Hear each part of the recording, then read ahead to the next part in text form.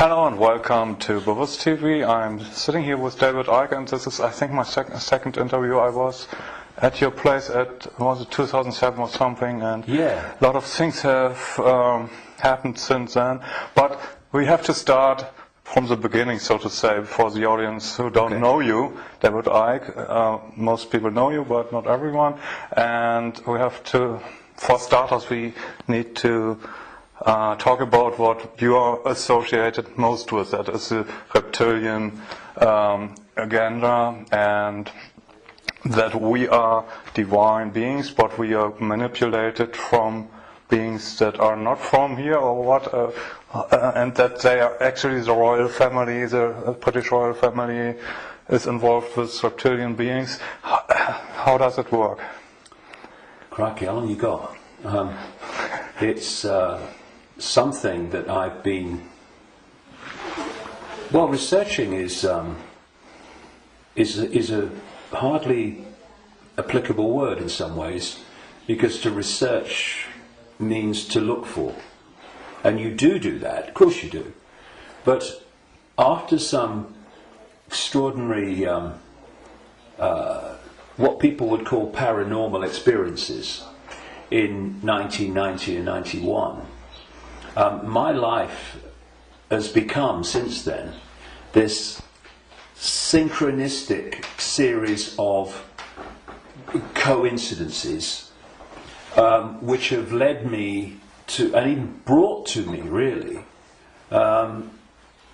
people, personal experiences, documents, books, and all these different sources that have put information before me in a very coordinated way, like some hidden hand is passing information to you. And it's not just random information, it's information that very clearly, as it comes into my life, has a direction. It has a series of steps. So in the early 1990s, the information that was coming into my life was about the fact that there was a cabal that was manipulating human society and world events towards the goal of a Orwellian global state, in which there would be a world government dictating to every country. Countries would be dismantled and become regions of great power structures. The European Union is a classic. And what we're seeing now with the European Union is the next stage of breaking countries up by destroying them financially, and then centrally dictating financially and in terms of government. And that there was a plan for a global army to impose the will of the world government, a world central bank to impose the cabal's global financial structure and control, and that the plan was for every child at birth to be microchipped as a matter of course. Now that was kind of whoa enough as the information came, and of course with the passage of the years this has been confirmed more and more by the fact that it's happening. Then there was a phase in the mid to late 1990s when, while that other information continued, and has continued to this present day, another, if you like, parallel and connected series of synchronistic situations happened in my life which brought information to me, and this related to the fact that the network of families which go back to the ancient world that are behind this control system I've just described and its ambitions actually take a non-human form, a not just reptilian, though that seems to be the dominant one, but, and I've moved on from that too and gone into other levels of it beyond that. But that there is a non-human force behind this attempt to lock down the world. And then from about 2002, 2003, right to the present day. All these continue, once they come into my life, these different areas, they continue together. That's why I work 12, 15 hours a day, keeping up with it. But this third phase, from about 2000, 2003, was the most important. Because without this, you can't really understand the rest.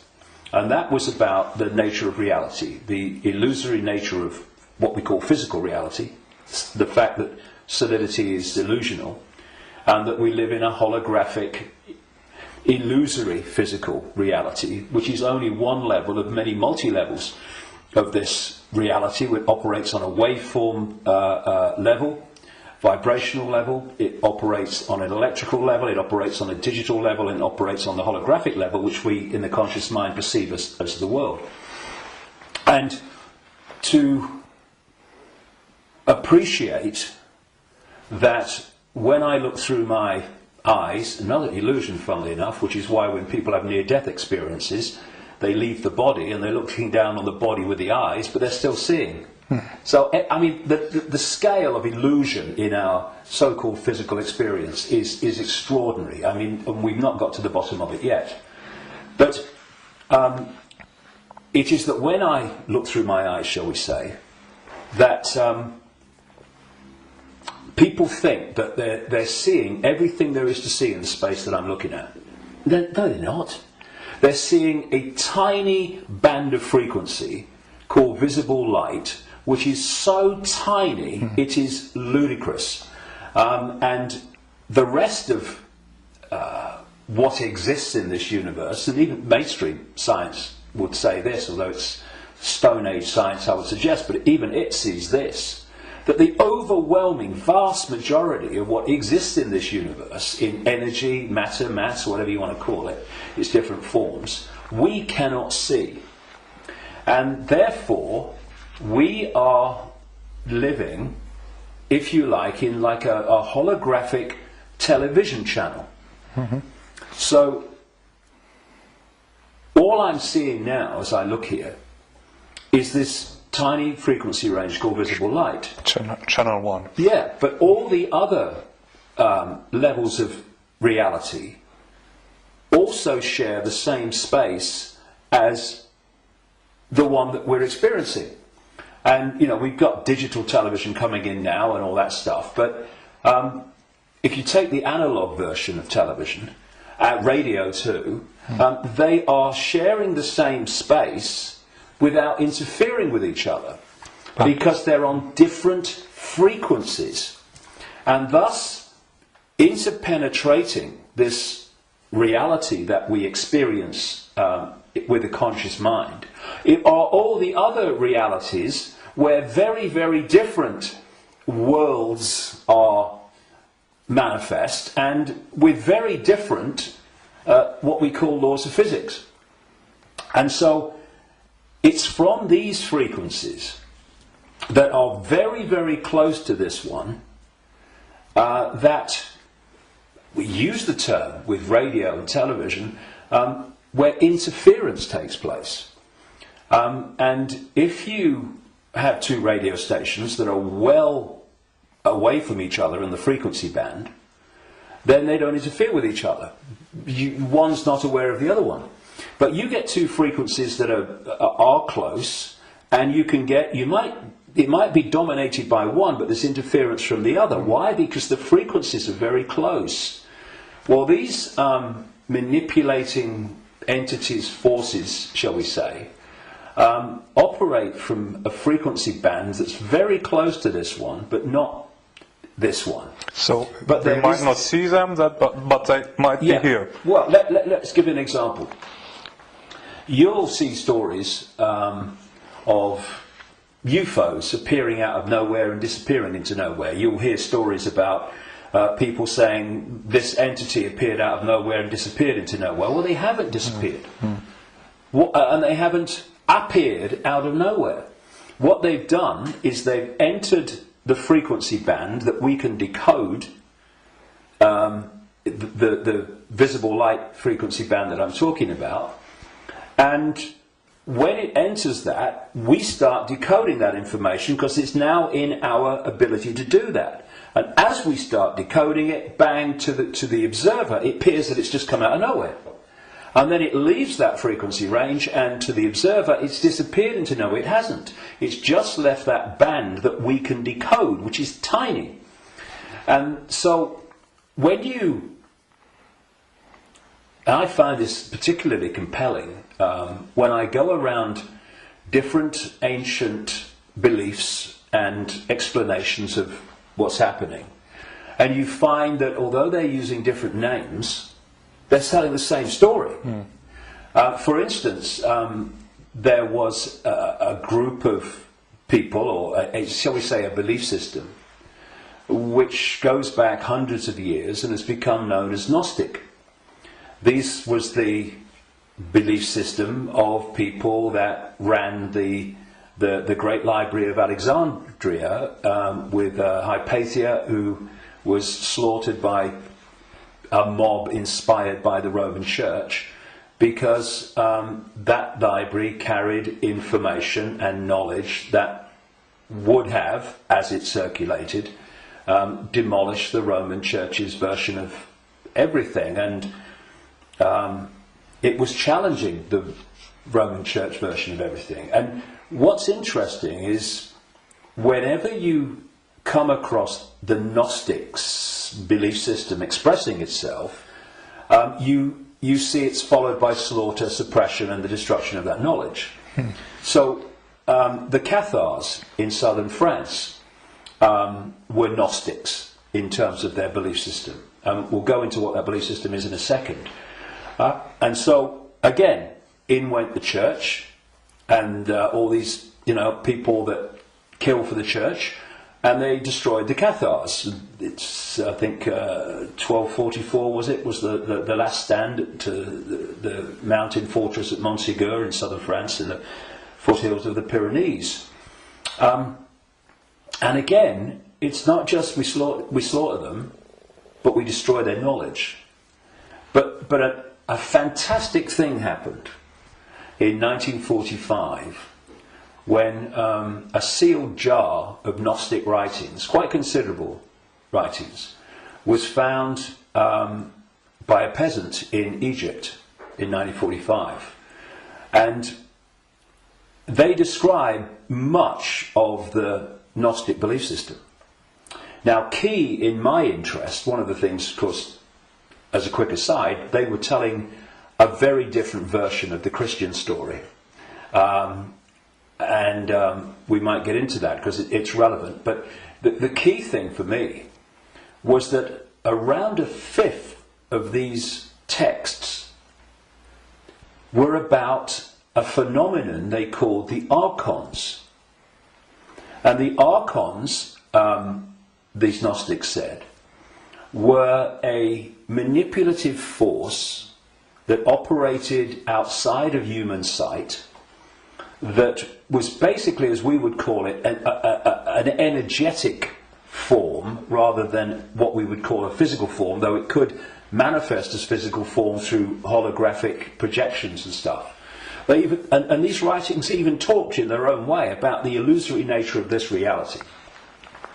And they talked about the archons were the, if you like, like cyborg, we would call it, troops of something they called the demiurge. And the demiurge is what Christians call the devil, and this negative force. And what these writings said is that this reality that we're experiencing was not created by some divine force. It was created by the demiurge and the archons, and it was a fake reality. And that they manipulated by accessing the human psyche and manipulating humans' perception of reality. And there was some very, very interesting things that they said about the archons. And one was that they lacked the ability to express the creative force. I would put it like this. If you gave them a blank sheet of paper and said create something like a reality, they couldn't do it.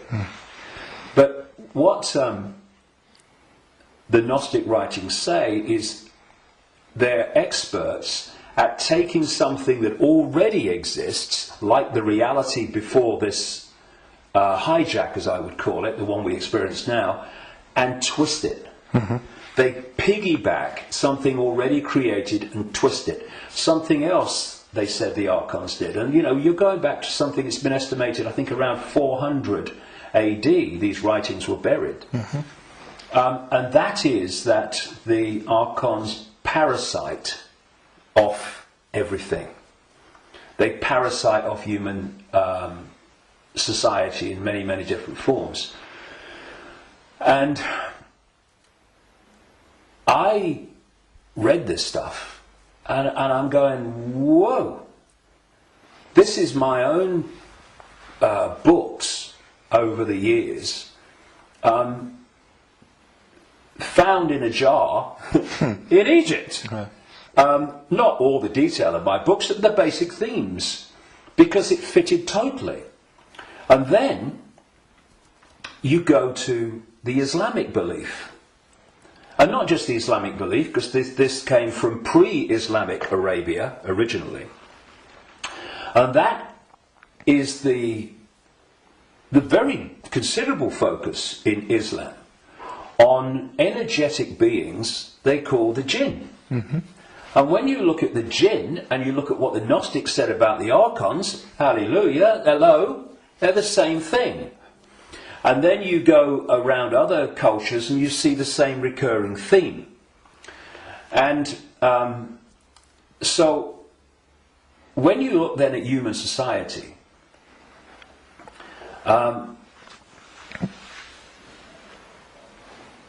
who creates? What is the creative force within human society? Humans. Should be. What do these families that I've been exposing all these years, what do? They piggyback off that creative force and manipulate it and direct it in a way that suits them. What do these network of families also do? They parasite off human effort, human labour, human energy, human creativity. The banking system, I rest my case. What is the global banking system except a structure totally focused on parasiting the energy and off the efforts of the human population? What is taxation? In the way that it is today, it is parasiting of human efforts and human creativity. So, what I also found interesting is that the archons are described as we would say, like cyborgs. They almost like, they're computer-like. And they serve this force they call the demiurge.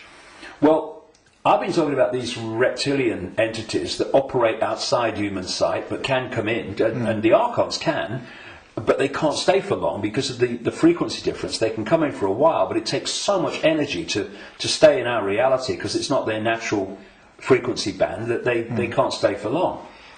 And what they've done, just a quick aside before I continue that thing about the reptilians, what they've done is they have created a network of bloodline families going way back to the ancient world, which represent their interests with invisible light because they can't come here and stay for very long. So these families, where their outer human form, if you like, is operating within the frequency band of visible light, they are the archon representatives within human society. And this is why you get this network of families that sit on top of the banking system, the transnational corporation network, the media ownership level, top of science, top of the education system, top of the military, top of the global intelligence network. These are these families representing what the Gnostics call the archons. And I was just going to say a few minutes ago, when you look at how these archons are described, they're just like the reptilians that I've been writing about for years, in terms of their computer-like structured to the point of obsession society, which absolutely knows its hierarchical place. Every level knows its hierarchical place in it, and it's very robot-like and computer-like. It's not a flowing creative force. It's very structured, boom, boom. And that's how the archons are described. They have no compassion, no yes. I mean, empathy. The only one time I've taken psychoactive drugs in my life was in 2003 in a rainforest in Brazil, when I took a rainforest potion called ayahuasca. And I went into, I had an amazing time. Some people have bad time on it. And for 5 hours, this voice, so strong when I went into an altered state of perception, talked to me so loudly and so powerful about the illusory nature of reality for 5 hours. And when I came back, and because I had instant memory of all of it, when I came back and checked it all out, you could see very quickly that mainstream science in all its different disciplines has shown that what I was told that night is true, but because the disciplines are kept apart and are war with each other for funding and precedence, that the dots never get put together, because they're not meant to. We're not supposed to know what reality we are experiencing. It gives us too much power once we know. And this voice said to me at one point, about when it's talking about the computer-like nature of these manipulators, if you programmed a computer to abuse a child, would the computer have any problem with it? No. Why? Because it would just decode the data and act in line with the data, the software program. And this reptilian force is very much like that. Very structured, very predictable. And interestingly, because most people don't realise this, but one of the most important parts of the human brain in terms of human behaviour and response and reaction to situations is called the reptilian brain, or the R complex. And when you look at the traits of the reptilian brain within the human brain, of course other parts of the brain balance that out, or should do, but when you have more reptilian genetics, those traits of the reptilian brain are obviously more extreme and more pronounced. And one of this is mainstream science, one of the key traits of the reptilian brain is obsessive ritualistic behaviour. And what is ritualistic behaviour? It's following the same pattern, day after day, week after week, repeating repetitious behaviour. Now, this is robotic, and so you've got the reptilians described in those terms, the archons described in those terms, etc. And these forces are different expressions and names for the same thing. Now, one of the manifestations of this network of bloodlines that represent this archonic reptilian force within human society is the royal families going back to the ancient world, and the aristocratic families that surround them. Why? Because where did the idea that certain bloodlines should be king or queen of a people, and you have this hierarchy, because this is the other thing about reptilian genetics and the reptilian brain. It's obsessed with hierarchical structures of power. Look at our world. Look at the royal families and the aristocracy. It's absolutely rigid with hierarchy. Everyone knows their place. You're a viscount, you're a baron, you're a lord, you're a king, you're a prince, and all this stuff. This is the human expression, or the partly human expression, because they're hybrids, of the reptilian archon obsession with hierarchical structure manifested in our world. Because what they're doing is bringing that archonic reptilian reality into our world and making our world like theirs, more and more and more. Now, we have this thing, of course, going way back, which goes under the title of things like the divine right to rule. And what is that? That's the right to rule because of your bloodline, because of your DNA. And we have the ancient emperors of China claiming the right to be the ruler because of their descendants from the serpent gods. And the association between the serpent and the snake with royalty and royal families and royal bloodlines, just follow it back. And so you look at these royal bloodlines that have come through, because what happened is that there came a time when the human population started to reject overt, in-your-face dictatorship from royal bloodline. And that you had that move where this force, not entirely, not least in Britain, moved into what I call the dark suit professions of banking and business and all the rest of it. And politics, and have gone on manipulating from that point of view. But some of them survived, like the British royal family. Now, if you want to see a group of people that are so obsessed to the extreme, not just with hierarchy, but my goodness me, they are. The whole British class system, as they call it, is based on, obviously, hierarchy, which is based on the head of state being the Queen. But you want to see a group of people who are obsessed with ritualistic behaviour. Look at the royal family. She goes to the same palace at Christmas. She goes to the same palace in the summer.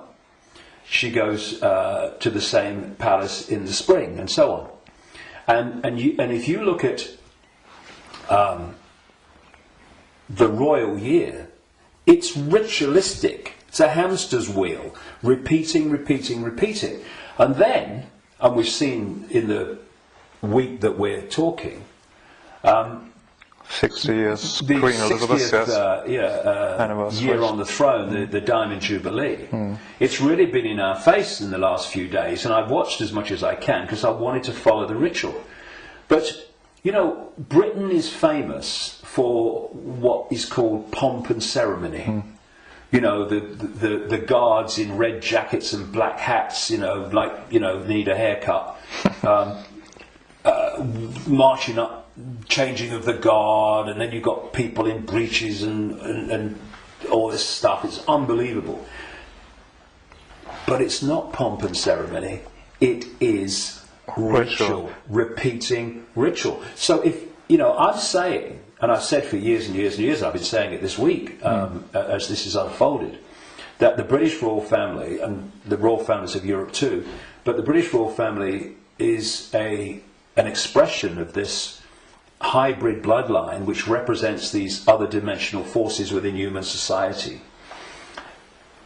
And I've described how these other dimensional forces operate, their mentality, how they structured.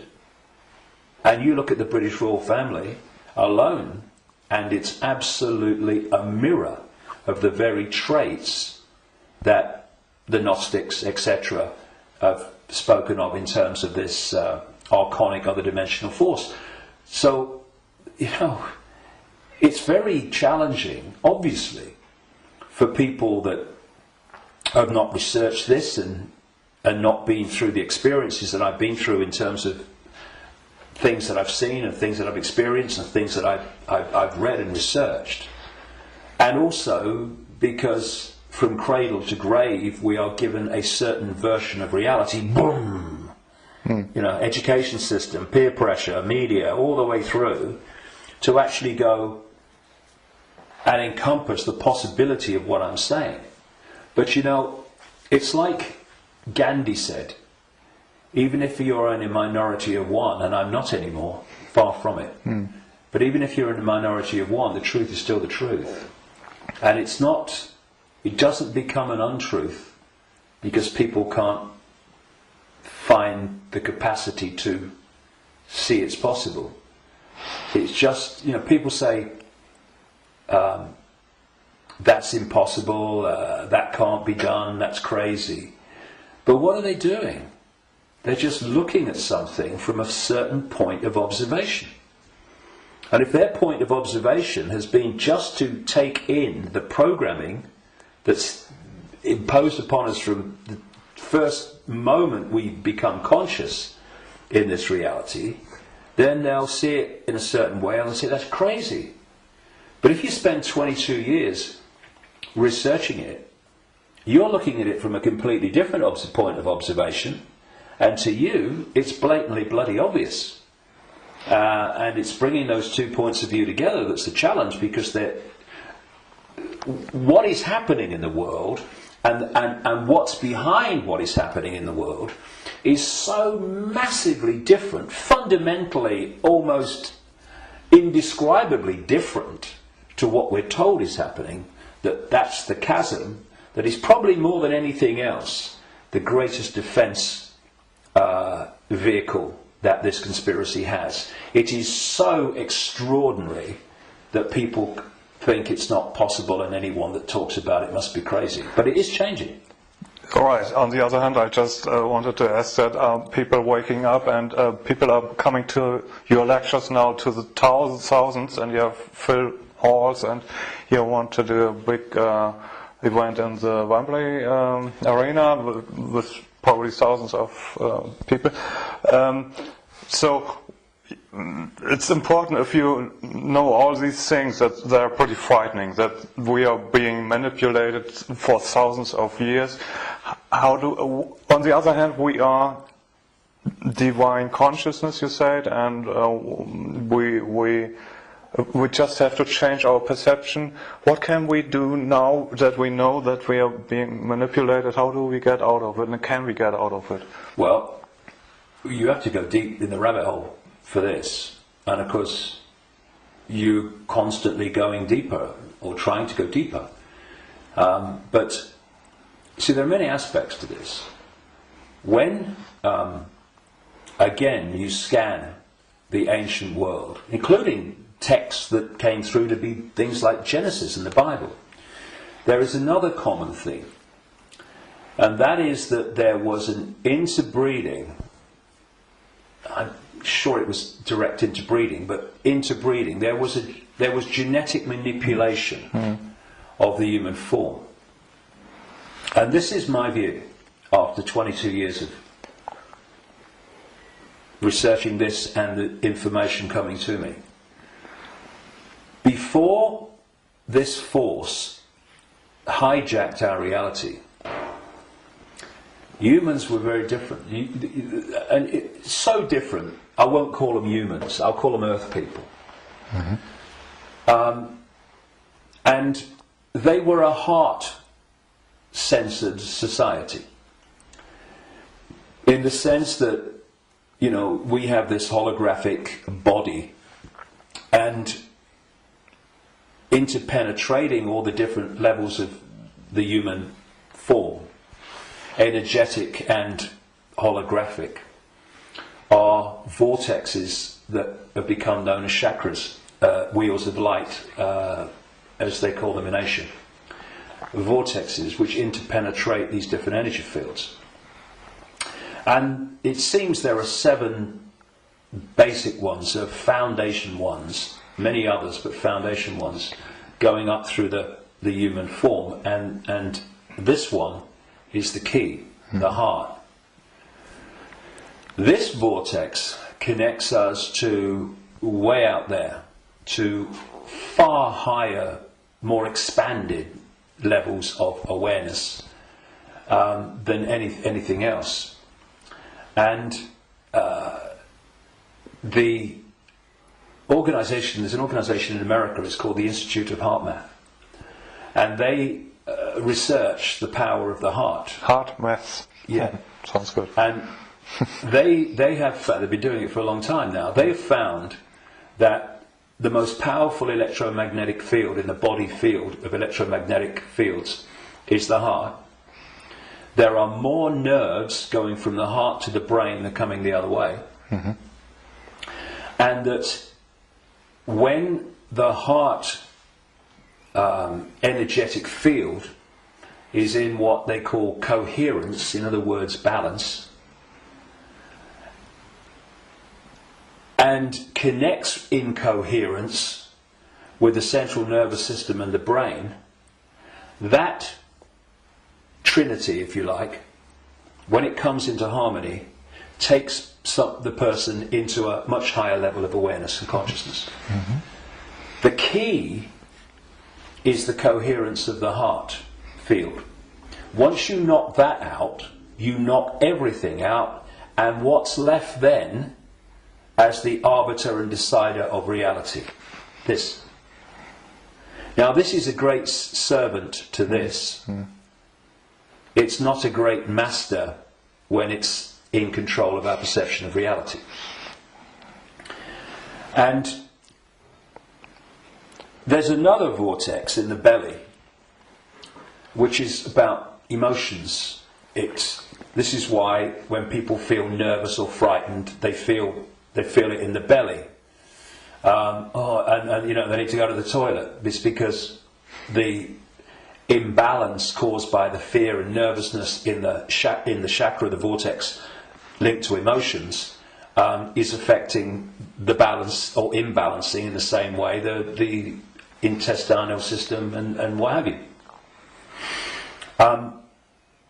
And what they've done to pull humanity into a low vibrational, brain dominated perception is they've moved the point where we interact with reality from the heart to the belly.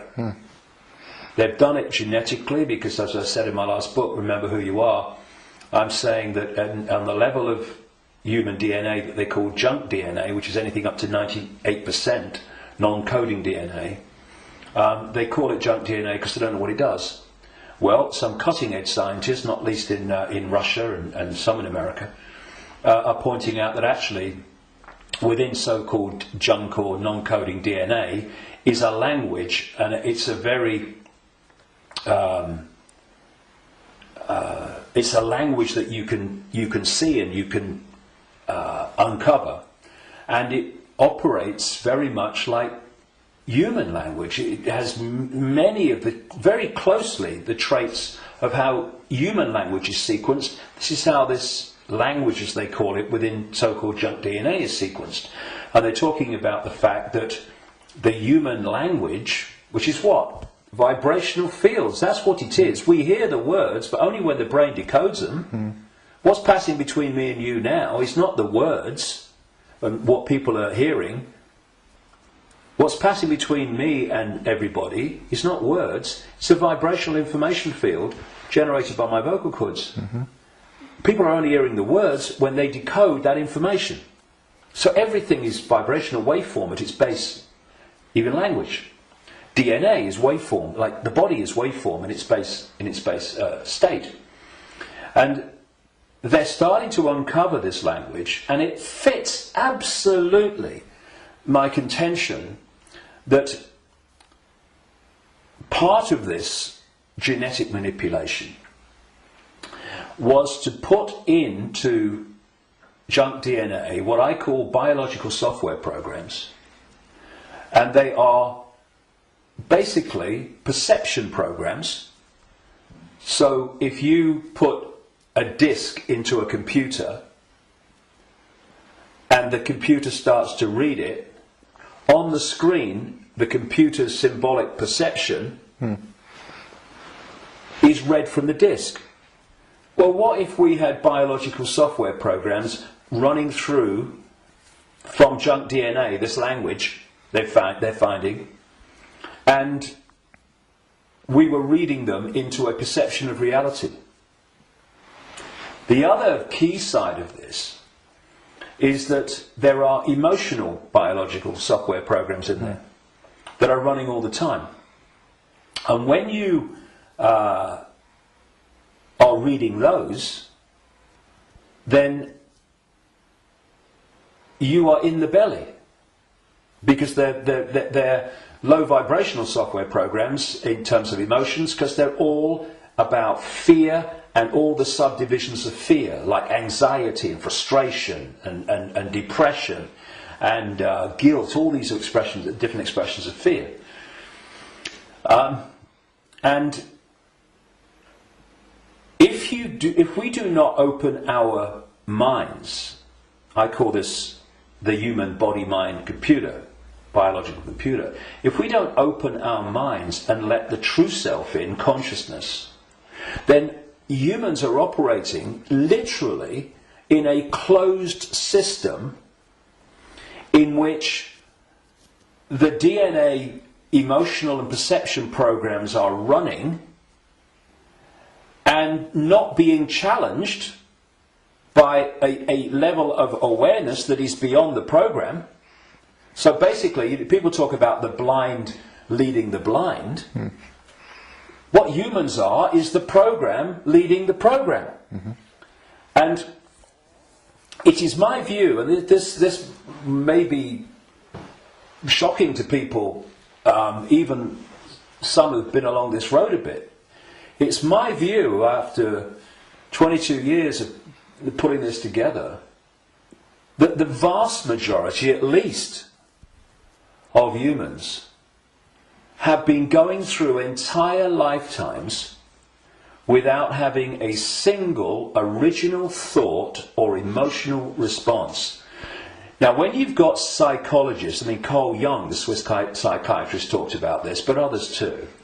When you've got psychologists that say that they can break down the human personality into 12 major archetypes and combinations of them, well, at the level of awareness, at the level of consciousness, at the level of the true self, we are infinite possibility within an infinite reality of infinite possibility. How on earth can you break down that into 12 major archetypes and combinations of them? It's ludicrous, you can't. But what can you do that to? Computer programs. And that's what we are. These archetypal personalities are actually software running, perception software running within junk DNA. Now, put all this together, and that has moved us from a heart-centered society, connected out into a greater level of reality. This is the innate intelligence. This is supposed to serve this, not be the governor of perception. That's why this knows, and this thinks has to work it out. People don't go, my intuition thinks, no. My intuition, and we do this, don't we? My intuition just knows. Because instinctively, on a subconscious level, we're going to that point of true knowledge, true awareness, no, beyond knowledge. This is knowledge awareness. But what's happened is our point of interacting has gone from the heart-centered society, and if you're coming from this, and this innate awareness, this innate knowing, this innate understanding that everything is connected to everything else, then you manifest from that a completely different society to the one that we have. What's the one that we have? They've moved it into the belly. Humans now Gold. I've got a cough. It's not the cough that carries you off, it's the coughing that carries you off it. Now, they've moved it into a belly society. Where does human response come from, overwhelmingly, to events that we face? The emotions. It's an emotional response. It's an emotional reaction. It's not a heart reaction, overwhelmingly, though of course it does happen. It's an emotional reaction.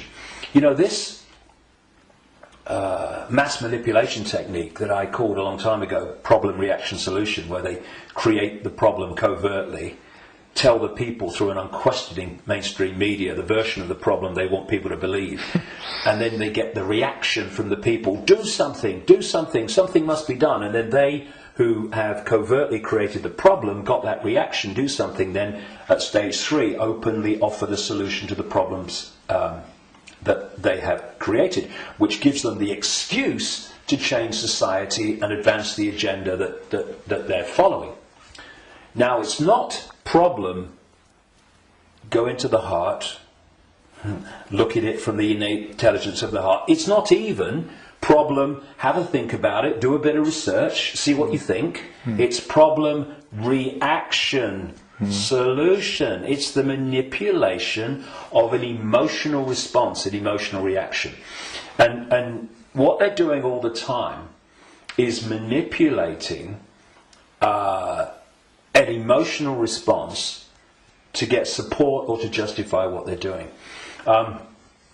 So, for instance, they'll tell you that Gaddafi was killing his own people and what have you, because they're looking for an emotional response. Oh no, we've got to stop him killing his own people. What they don't tell you, of course, is that the rebels were actually put in there, funded and armed by the NATO alliance to cause the problem. And then when Gaddafi's troops start reacting to what they're doing, shooting back at being shot at, then suddenly, oh, look, Gaddafi's killing his own people. Reaction, oh yeah, we've got to stop it. So this is happening all the time. You know, 9/11, ooh, that was, look at 9/11. And those horrific pictures and the towers coming down. Did that take us to here? No, it took people here. And from this gut, what would you say? Gut reaction. You know how many? People say, "What does your heart tell you? What does your heart tell you?" Right? But how many times, instead of going, "What does your heart tell you?" what do we say? "What does your gut tell you?" Emotional response, emotional reaction. And so what they've done is moved us. Not all of us, not everybody, but the vast majority. They've moved them from the heart, high vibration, which they can't touch. Yeah. If we're in the heart, we're untouchable. It's like Radio 1 trying to impact on Radio 2. Can't be done. They're terrified of us going into the heart because it's over. So they move us into their stadium vibrationally. Because not only do they manipulate human response through emotion, they feed off human low vibrational emotional energy. They've turned us into their energy source, because they're an energetic source basically at their core. Well, we all are, but they're much more energetic than we are, because we're much more aware of the holographic, the so-called physical. And so when we eat food, we think we're eating physical food. There is no physical. We're eating holographic food. But the foundation of that food, which we decode into some kind of illusory solidity, is actually a waveform information field. All that these entities do is they feed, they get their energy source, not from a sandwich and a cup of tea, but directly, energetically. They absorb energy in its waveform. And so when we generate low vibrational human emotion, that emotion is resonating within the frequency. That's why we can't see it. We can feel emotion, but we can't see it. Because it's vibrating within another frequency band beyond visible light, And that's the frequency band that these archons, reptilians, overwhelmingly operate in. So every time we generate fear and all its offshoots, we're feeding them energetically. So you get a war, a 9/11, a global war, and you get an economic crisis where parents now in Greece are giving their children away or selling their children because they can't afford to feed them. Can you imagine in that one incident with one set of parents how much is generated here emotionally from the horrific? I can't even think about it. Imagine what it must be like. And that's just two parents. You get that operating. Look at the world. Look at the world every day.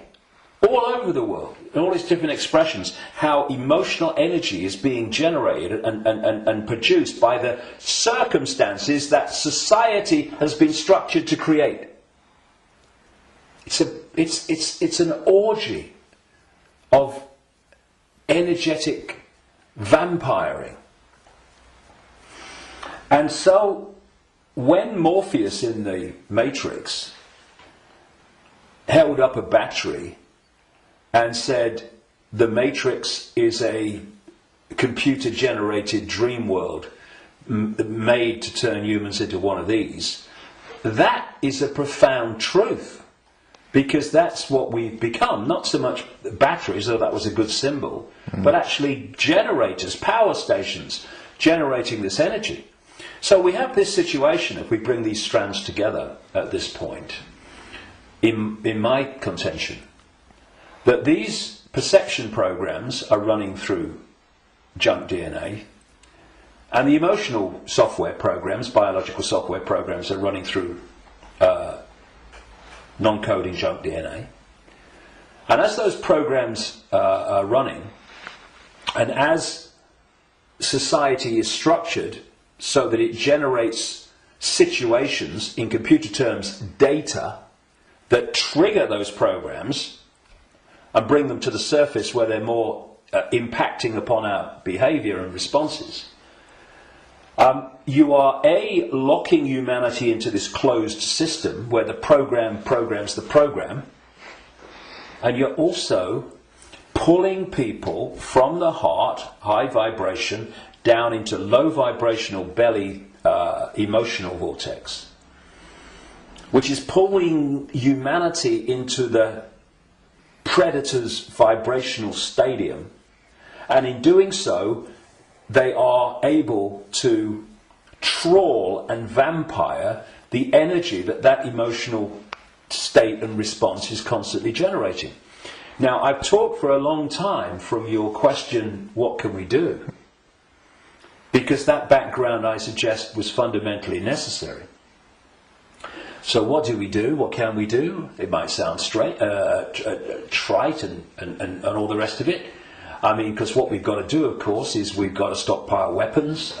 We've got to create human armies to fight against them, and we've basically got to try to do all the things to them that they do to us, right?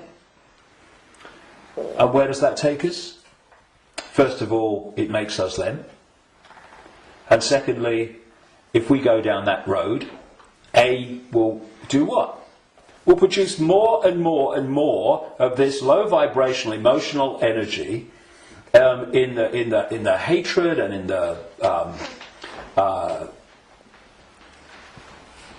the anger that we produce. And we will also, if we go down that road,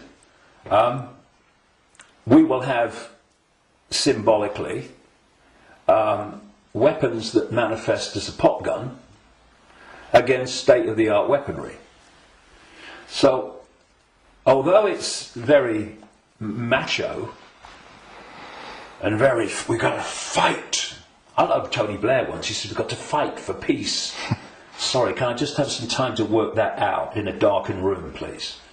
And it's it is something that, when you look at it, is very good for the macho we've got to fight him. But as a strategy of bringing this down, is doomed to failure and disaster, because it's playing the game they want us to play.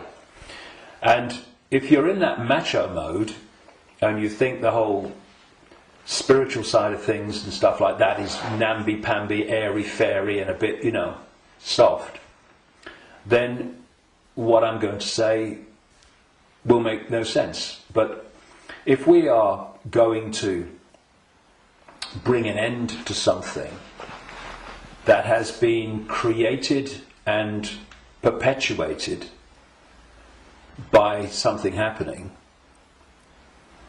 then we can fight that something, or we can remove that something. And if you've got your finger in, a boiling pan of water, well, you can turn the gas off, or you can literally take your finger out. In other words, instead of finding a solution to the problem, turning the gas off, not really a solution, your finger's still in there, you remove the cause of the problem. The cause of your problem burning in the water is because your finger's in the frickin' water. So remove it. Done. And if you look at any situation that we want to change, you will always find that removing what has caused the problem is always far more effective than finding a solution to the problem that you've caused. And so, we have this control system, we have this constant and gathering, expanding imposition and dismantling of people's lives financially in all these different ways. And we can say the solution is to fight the system and get out on the streets and fight and all this stuff. Or we can say, what has caused this reality that we are experiencing? So why not remove the cause of the problem? And this is not about fighting. It's not about macho man responses. It's not about shouting loud. It's about changing the way that we interact with reality. And in doing so, stepping out of the influence of the programs that have been running human perception and emotional response throughout known human history, and are creating the world that we live in. Because if I go back to what the Gnostics said about the archons, they have no creative energy. They can't make things happen. But we can. We can, yes. Which is bringing us to an interesting point. We can manifest. What this manipulative force has done has programmed humans to use that gift of manifestation to manifest what they want. And so, if we manifest from our perceptions of reality, then manipulate their perception of reality, and they'll manifest what you've manipulated them to perceive as reality. So, I see people challenging war and conflict when their own lives are full of conflict. Now, we live in a holographic reality at this conscious mind level, and there's a very unique and fascinating trait and characteristic of holograms and holographic reality, Every part of the whole is a smaller version of the whole. So if you take, for instance, in the holograms that you buy in the shops, if you take the waveform holographic print, which is on the print in waveform information, and you cut it in 4, and you fire the laser which reads that information in effect and brings the three-dimensional holographic image projecting from the waveform information on the photographic print. If you cut that into 4 and put a laser to each 4 pieces, you will not get a quarter of the whole picture. You'll get 4 quarter-size versions of the whole picture. And this is why, or explains why alternative forms of healing, like reflexology and acupuncture and others, can find points on the ear and the feet and the hands and all different parts of the body that relate to the body as a whole. Thus, reflexologists can work on a part of the foot and impact upon the heart or the liver, depending on where they're doing it.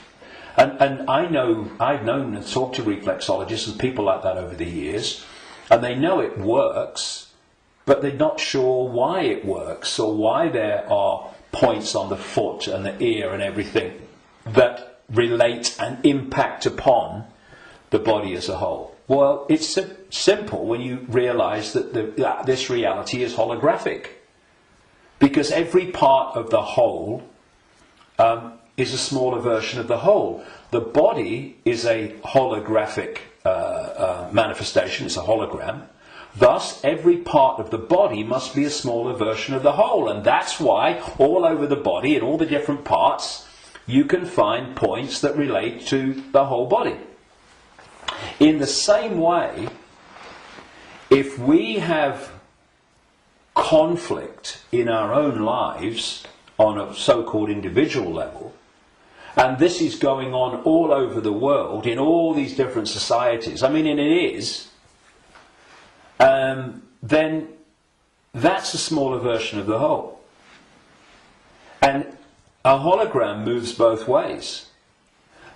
When the whole hologram shifts, all the parts of the hologram shift, because they're expressions of each other. You shift or affect the smaller part of the hologram, and in this case it's lots of people, billions of people with conflict in their lives and all that stuff, and that's going to impact on the hologram as a whole, i.e. human society. And you're going to have collective conflict. If we want to put the fire out of the whole, what we call human society and global experience, then we have to put the fire out in our own lives, because we are fueling the fire. We are creating the fire. This is why they want conflict and disruption at all levels of society, because they know that they're constantly impacting upon each other. We have conflict in our own lives. Collectively, we are manifesting collective conflict. You have collective conflict like bombing Libya and Iraq and what have you, and the global conflicts. Those collective conflicts then impact on the individual that reacts to them with a lot more emotional, based emotional response. So everything is connected to everything else. Everything's impacting on everything else. Now, those behind this manipulation of human society, they know that. And they have been playing humans like a violin for so long. And this is why, not the only reason, but this is why they created human religions in this part of why, because there were many whys for that, and why they created human science, which is, I call it Stone Age science. It's song sheet science. It's not science.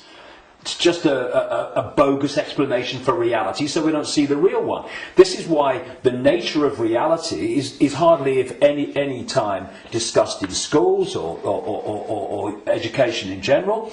And you know, I travel around the world. I've been to 50-odd countries, many of them many times. I've seen the streams of television channels, not least places like America. You're going through the zapper button, and there's channels after channels after channels. I have never seen one that was asking the question with an open mind: who are we? Where are we? What is reality? Now that is ludicrous. I mean, we have a situation where probably the vast majority of people go through a lifetime, until they come to the end of their lives and they're thinking, you know, where do you go? Who don't even think about, who am I? You know, you say to them, who are you? Oh, I'm Charlie Jones. I drive a bus. And they'll tell you your family history, they'll tell you their life history and all that stuff. That's not them, that's their experience. And human self-identity identifies who we are, self, with our experience, with our name, with our job. Who are you? I'm a banker. No, that's your experience, it's not who you are. And so when you lose touch with who you are, and you lose connection to the true self beyond the program, then what's left is for the program to run and dominate our sense of reality. Our sense of reality becomes our point of observation by which we judge everything, and the emotional reaction from which our judgment and response to events comes. And it's a closed, ever repeating cycle. And unless we break it, then this will go on. And we break it by moving our point of attention, the point at which we interact with the world, from there to here. And you know, I had some amazing experiences in Peru in 1991. Amazing experiences which changed my life and all the rest of it. And I went back to Peru with a group of people from all over the world in April 2012. And we went around Peru, and we went to Machu Picchu, and this place where I had my amazing paranormal, what extraordinary experience in 1991 called Siyustani, near a place called Puno, and Lake Titicaca, the highest known lake in the world. And this group, all of us, were going around these places, and what these places were heart places. Mm-hmm. When you went there, you interacted with them from here. And the behaviour of the group and the demeanour of the group was laughter and joy and happiness. Then there was one day, and this really, you know, I've been aware of all this for a long time, but you know what it's like. Sometimes you have an experience and it goes bang in your face. And there was one day towards the end of the trip where we went to a place called Tiwanaku, just over the border in Bolivia. It's an ancient site, very famous ancient site if you look at the history and accounts of South America. And if anyone thinks that human awareness, human emotion, human demeanour does not impact upon the energy field that we're all interacting with, they should cross the border between Peru and Bolivia at this place where we did. You walked across a bridge across a river, and one side was Peru and the other side was Bolivia. So once you crossed into Bolivia, woo, doom, this, you're right? back. So it took ages to get through the border guards, just for a tourist group who's going to be in the country for about 3 hours. They'd all just come back from a hospital, apparently, where they'd had a sense of humour bypass. And we headed to this Kiwanaku, going through in a 40-minute drive through a police checkpoint and a military checkpoint. You know, I mean, if anyone says that he's predicting that Bolivia is going to be a police state, well, you're too late, mate. Anyway, we get there, and it was horrible, Kiwanaku. It was big time here, right? And I felt this in many places around the world, and they've all been connected to human sacrifice and rituals involving these entities operating in other levels of reality, but interacting with this one. This is what satanic rituals are. They're the interaction. This is why they do certain things and repeat them. They're creating an energetic environment which allows interaction and even the manifestation of these entities within the rituals. This is what sacrificing to the gods was all about in the ancient world. Because when you sacrifice someone, the people doing the sacrifice, they drink the blood and eat the flesh, which is what this whole Roman Catholic thing is really about. Drinking the blood of Jesus and eating the flesh, that's just a mild bloody cover for what goes on in the background. But on the other levels of reality, while this is going on, these entities, perceived as the gods, are feeding off the terror of the victim. Right? This is sacrifice to the gods. Anyway, we get to Kiwanaku, and it was that kind of energy. Ooh. But what I noticed was the demeanour of the group changed. People weren't happy. They were not in a good space. And there was this lovely guy, Mark, who's a lovely Irish guy. And the change in the behaviour of the group was so pronounced that on the way back, which we got back into Peru, where everyone started getting a bit happy again, I asked people if they wanted to go on the microphone on the bus and explain, you know, their experience. And Mark said, and Mark was a lovely, lovely guy, all laughing and dancing and all the rest of it, all the way through Peru. And he said, when I was at Kiwanaku, he said, I just wanted to shout abuse at anyone that got in my way when I was trying to take a picture. And I just felt so different. And I won't labour the point, but having, seen it and experienced it and seeing the response, you could see Peru, what a world that would be. And then Kiwanaku, the world that we have today. And we really got to move to here. And I would say to people, and it's a challenge in this world, because virtually everything in this world is designed to push you here. So when you're responding from a belly emotional point of view, and you can do it with your mind, with your consciousness, you just move. It's moving your point of attention. That's what it is.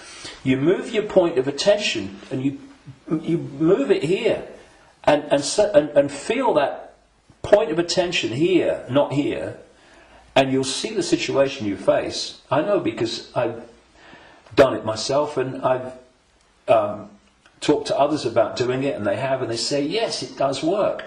You get to bring it to here. A situation that you're facing looks very different here to here, and vice versa. This is what we need to do. We need to become the heart-centered society that we are being hijacked and manipulated out of. Now, it's not just about moving your point of attention here and seeing the situation from here. Once you move your point of attention here, the vortex opens. Because now you're interacting with it, with your own awareness, instead of interacting in a way that's dominated by this emotion. And when that opens, what comes through that energetic channel is innate intelligence, innate insight, innate knowing. And suddenly you're seeing the world and getting insights into things, and you're seeing what is happening as it is, and not as this is programmed to see it. And this is programmed to see it. You see, the brain, isolated from the heart, works in unison with the emotional chakra, and these two in unison, crikey, they're a bloody nightmare. Look at everything about human society that you don't like. These two buggers working in unison are where it comes from. So This. we go there. See, this, I'm talking about these emotional and perception programs that I say are running through junk DNA. Once the heart is no longer impacting in any way significantly on our sense of perception, on our sense of reality and all the rest of it, our sense of response, then the brain becomes the governor of our what? Perception, which is dictated to the brain once this is out of the way, which can override those bloody programs running through junk DNA. Piece of cake. You know, this is where the power is. This is what they're terrified of. So once that's closed down, this is what's done by the program and the way society is structured, then this becomes the governor of perception. And what it is doing, it is decoding as a sense of perception the perception programs running through junk DNA. And that perception of something becomes an emotional response to something, and this is an emotional response from the programs running through junk DNA of the emotional programs. So here's your, if you like, your holographic manifestation of the perception programs of self and the world and reality running through, and here is your holographic expression in response and reaction of the emotional programs running through junk DNA. And these have created the world we don't like. They've created the ability of the few to dictate to the vast majority. Because this will never see it. This will never get it. Except up to a point. This can get to a point where it can see the names, dates, places, Bilderberg group level of engineered wars level of what's going on in the world. But seeing where that is coming from, what's behind it, you've got to go in here. Because if you don't, you can't get into the rabbit hole. Because this can only go so far. And it's my view, and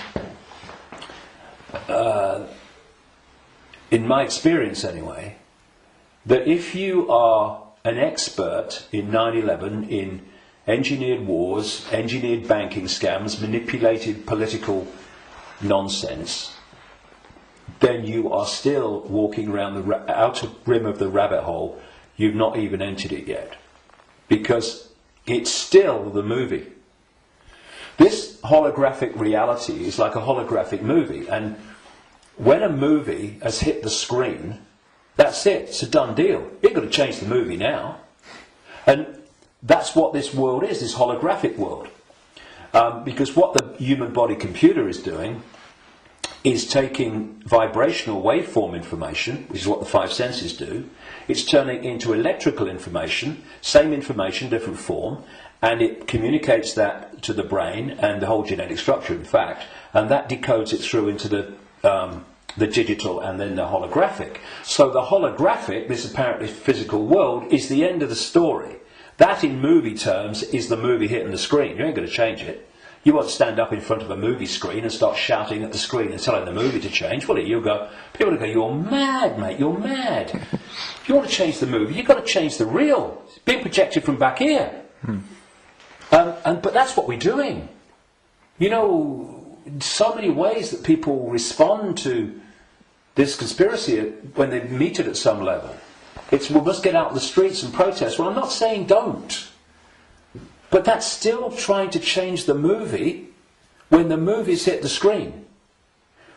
If you come back and go deeper in the rabbit hole, and you understand where this movie's being projected from, which is from other frequency bands of reality through the Illuminati families and the Illuminati structure within visible light human society to become the movie we call human society, then you can go back to the point it's coming from, and therefore you can change what's coming. You can change the movie. And that's what we need to do. And to do that, you know, those that And I'm not knocking the 5 sense level of the conspiracy and communicating it, 9/11, manipulating. I'm doing it every day on my website. Books are full of it. We need to know that. But if we only do that, then basically we are seeing the outcome. We are not seeing the origin. And you cannot change an outcome without changing the origin. And so when I look at so much conspiracy research, good luck to them. You know, everybody that comes and does this, hallelujah to you. Good on you. But there comes a point where we know how the system works in the holographic world. I mean, what's left? Finding out what size shoes Henry Kissinger takes. Yes, on a daily basis as it unfolds, we need to, keep with it. But, okay.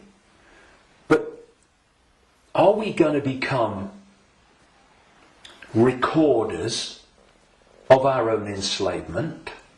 Oh, see, I told you they'd do this next. Look, they're doing it. If we do that, we've moved from not knowing that the prison's being built around us to seeing the prison being built around us. But there's a common theme between the two of them. The prison's being built around us. And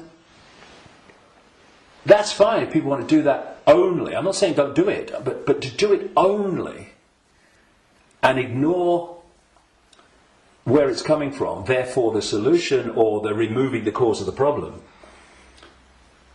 The people who only do that will record and record and record and record their own gathering enslavement and the enslavement of humanity until we wake up. Would you come with me, sir?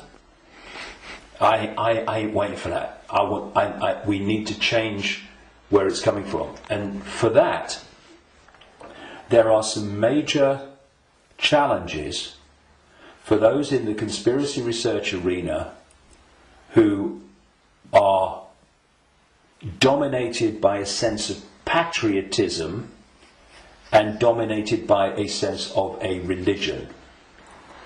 Because patriotism, in the sense of, I'm not saying don't, love your country and love your culture, nothing like that. But patriotism, in the sense of self-identity, I am an American, I am an American patriot. No! That is your experience. What you are is infinite awareness. All that is, has been, and never can be. All possibility. Having that experience. And I'm a Christian. No, you're not. That's the belief system you have chosen to take on as your persona. But it's an experience of being a Christian. It is not who you are. And if you self-identify with being a Christian or being a Jew or being a Muslim or being a Hindu, again you are in a self-identity which is self-identifying with something that's not you. And also, and this is in terms of getting to the origin, it means that you are not going to go, I've come across this all the time, me. I mean, I'm the guy that people in mainstream society, they see conspiracy researchers of the 5 sense nature as extreme and crazy. A lot of them see me as extreme and crazy. Because if you think that all you need to know about life and reality is between the covers of two covers of a book, written by who knows when, and who knows what circumstances, the Quran and the Bible and all the rest of it, then and what that tells you are and reality is and how it all works, you ain't even gonna begin to go down the rabbit hole into the areas that we need to understand. Because if you do, you immediately realise that your religion is part of the conspiracy. I talked earlier about the archons and this demiurge, that this like devil figure, as Christians would call it, that the Gnostics talked about in their texts. Well, that demiurge and those archons, those jinn and whatever you want to call it, those reptilians and all the different facets, they are the force that the major religions worship as God. Yeah. It is the Islamic God, it is the Christian God. Well, I'm being controversial now, aren't I? I have been known to. I don't care. I want the truth, not the popularity contest victory. It's the God of Islam, it's the God of Christianity, it's the God of Judaism. Yahweh! Oh, that's the demiurge. That's this fake manipulator of creation that the Gnostics talked about. So we've got this situation. Please tell me it's not true. I'm afraid it is. But it doesn't have to be. We just change it. And it's gone. But where this unseen network that the Gnostics talked about, all these people talk about, have created this conspiracy, this network of human manipulation of politics and business and banking and all the rest of it. And some people, increasingly large numbers of people, fantastic, have started to see that and challenge it and try to expose it.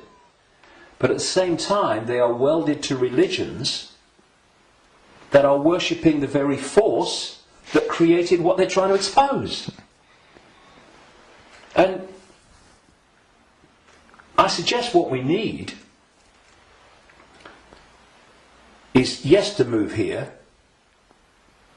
to open this and let consciousness in, but we also need a blank sheet of paper.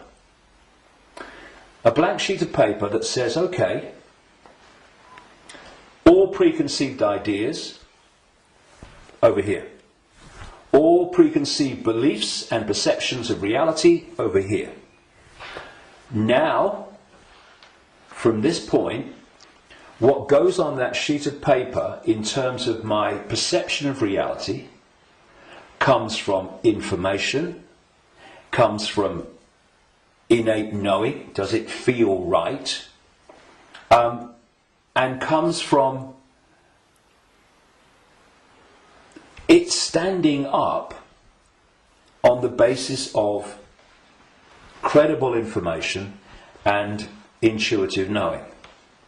Now, some of these preconceived beliefs, they might be able to be put back. Mm-hmm. Maybe, I don't think many will. I don't think any will, really, but they can be.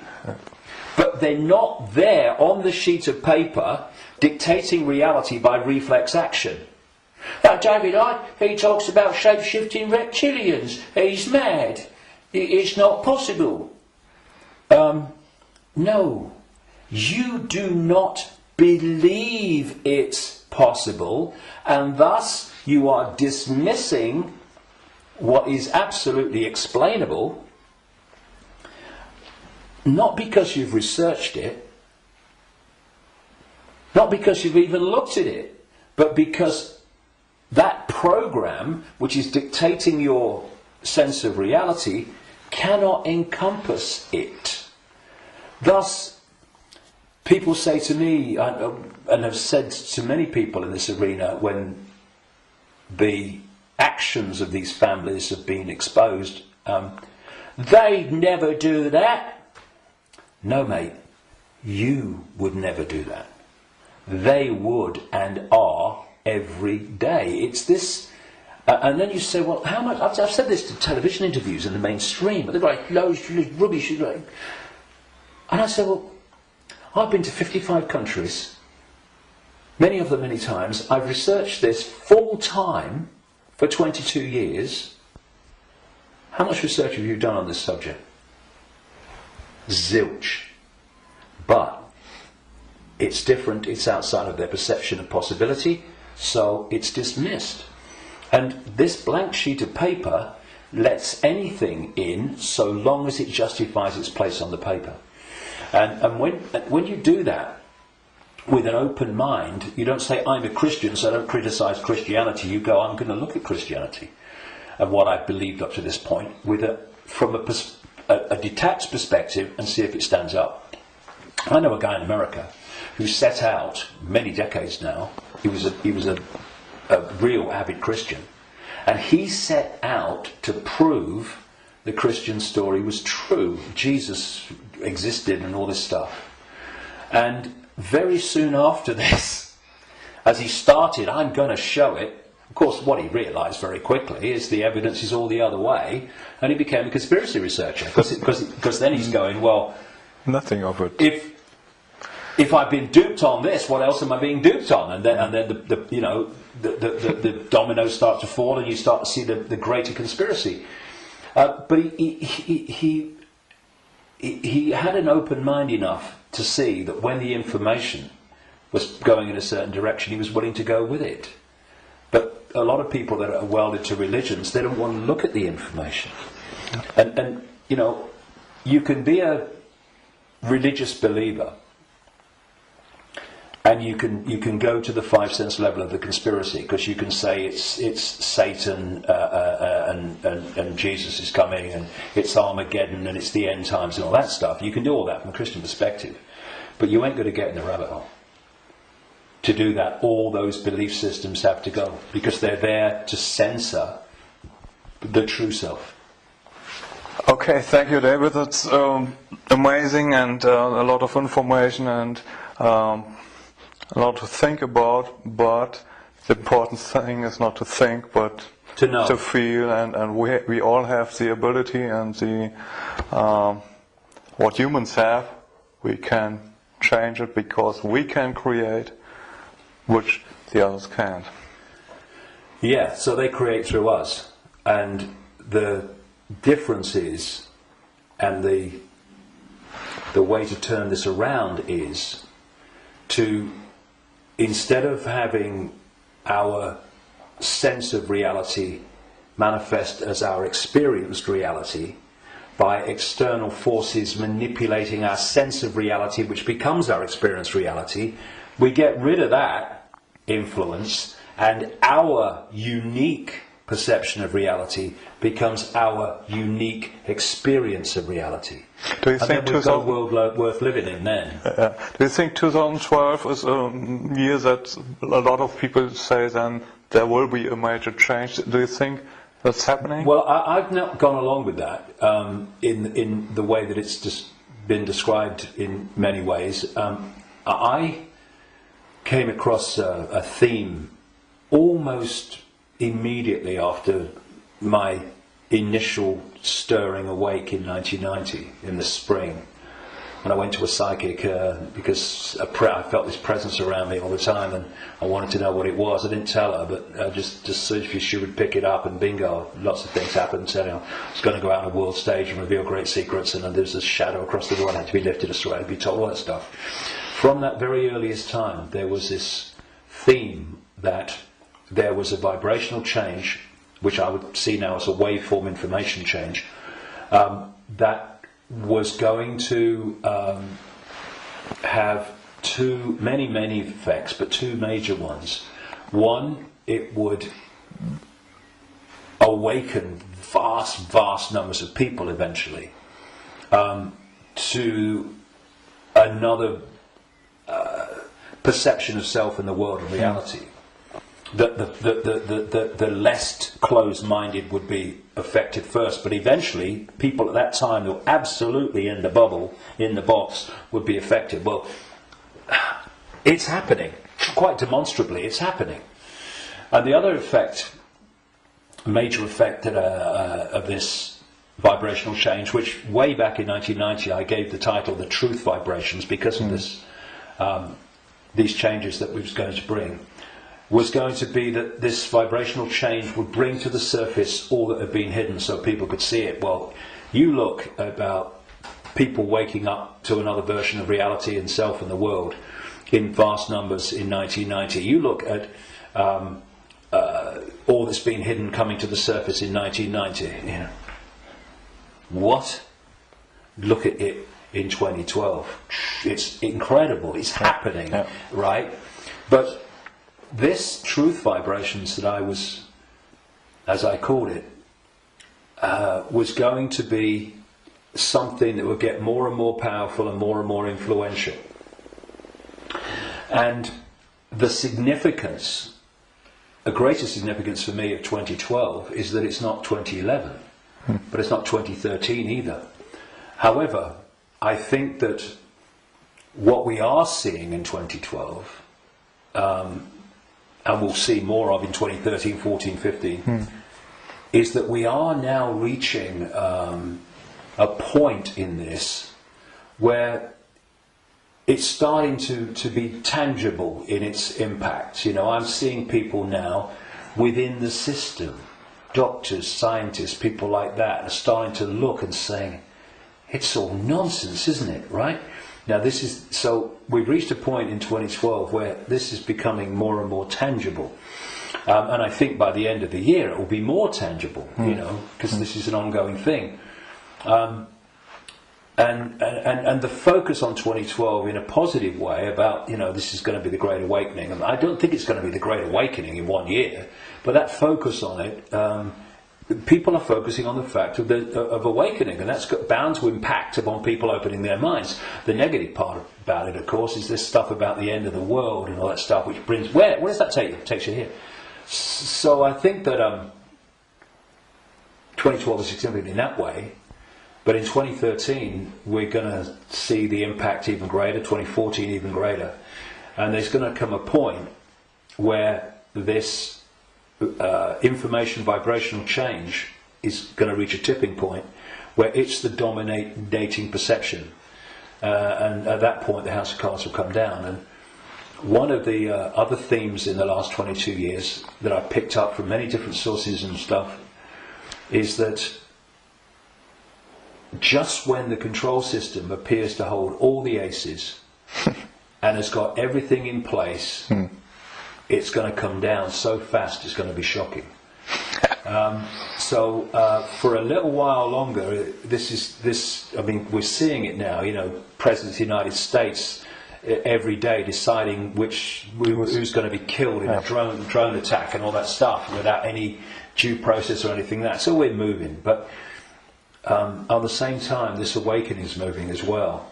And, you know, the president and the control system and their agenda and their unfolding Orwellian state, although it's not called that, the facets of it as they unfold are all over the television news and they're in all the newspapers. So people can get the impression, understandably, that's all going on. Oh my goodness me, look at this.